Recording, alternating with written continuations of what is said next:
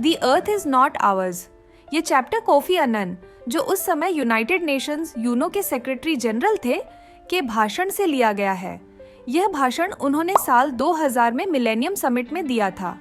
इस भाषण में उन्होंने दुनिया की बड़ी समस्याओं और इंसान की जिम्मेदारियों के बारे में बात की है। कोफी अन्नन कहते हैं कि नया मिलेनियम सिर्फ कैलेंडर बदलने का नाम नहीं है। दुनिया के देशों और लोगों ने इसे एक मौका बनाया है सोचने का, समझने का और फ्यूचर की प्लानिंग करने का। आज की दुनिया में सबसे बड़ा बदलाव है ग्लोबलाइजेशन। ग्लोबलाइजेशन का मतलब है कि पूरी दुनिया एक दूसरे से जुड़ चुकी है। देश, लोग और टेक्नोलॉजी पहले से कहीं ज्यादा कनेक्टेड हैं। लेकिन ग्लोबलाइजेशन के कुछ फायदे हैं और कुछ नुकसान भी। फायदे ये हैं कि इकोनॉमिक ग्रोथ तेज हुई है, लिविंग स्टैंडर्ड्स बेहतर हुए हैं और कंट्रीज के बीच अंडरस्टैंडिंग बढ़ी है। लेकिन नुकसान ये है कि क्राइम, टेररिज्म, डिजीजेस, ड्रग्स और वेपन्स भी बहुत तेजी से फैल रहे हैं। दूर की घटनाएं भी आज हमारे लाइफ को अफेक्ट करती हैं। कोफी अन्नन कहते हैं कि ग्लोबलाइजेशन की सबसे बड़ी प्रॉब्लम यह है कि इसके फायदे सभी लोगों तक नहीं पहुंचे हैं। आज भी दुनिया की आधी पॉपुलेशन ने कभी फोन कॉल तक नहीं की है। कंप्यूटर यूज करना तो बहुत दूर की बात है। ऐसे लोग ग्लोबलाइजेशन का हिस्सा नहीं बन पाए हैं। उनकी गरीबी को इग्नोर करना ह्यूमैनिटी का अपमान है। इसके बाद वे कहते हैं कि हमारी सबसे बड़ी चैलेंज ये है कि ग्लोबलाइजेशन सिर्फ बड़े मार्केट्स तक सीमित न रहे, बल्कि लोगों की लाइफ बेटर बनाए। इसके लिए हमें बेहतर गवर्नेंस सीखनी होगी और कंट्रीज को मिलकर काम करना होगा। कोफी अन्नन ग्लोबल प्रॉब्लम्स को 3 बेसिक फ्रीडम्स में बांटते हैं। पहली फ्रीडम है फ्रीडम फ्रॉम वांट, यानी जरूरतों से आजादी। आज भी 1 अरब से ज्यादा लोग $1 से कम में जीवन जी रहे हैं। उनके पास साफ पानी, साफ सफाई और बेसिक फैसिलिटीज नहीं है। जब कुछ लोग स्टॉक मार्केट या नई टेक्नोलॉजी की चिंता करते हैं और एक और तब करोड़ों लोग अपने बच्चों के अगले मील की चिंता कर रहे होते हैं।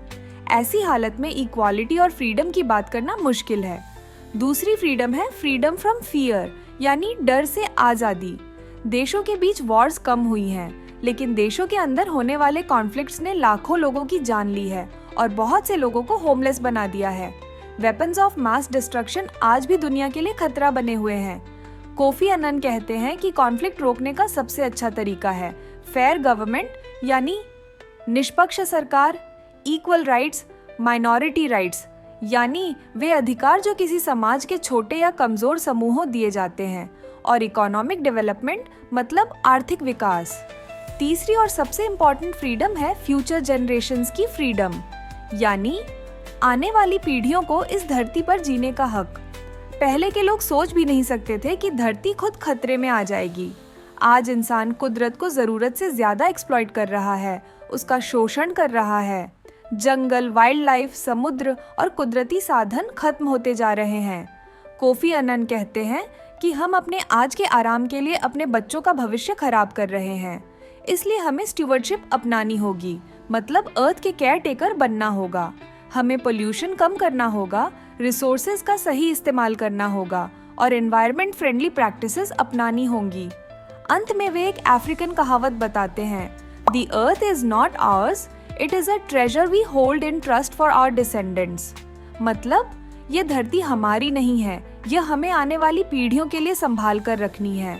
आखिर में वे कहते हैं कि यूनाइटेड नेशंस बना ही है वी द पीपल्स के लिए। अगर यूएन लोगों की रियल प्रॉब्लम सॉल्व नहीं कर पाया तो इस 21वीं सदी में उसका कोई महत्व नहीं रहेगा। दुनिया के लोग हमसे और बेहतर काम की उम्मीद कर रहे हैं।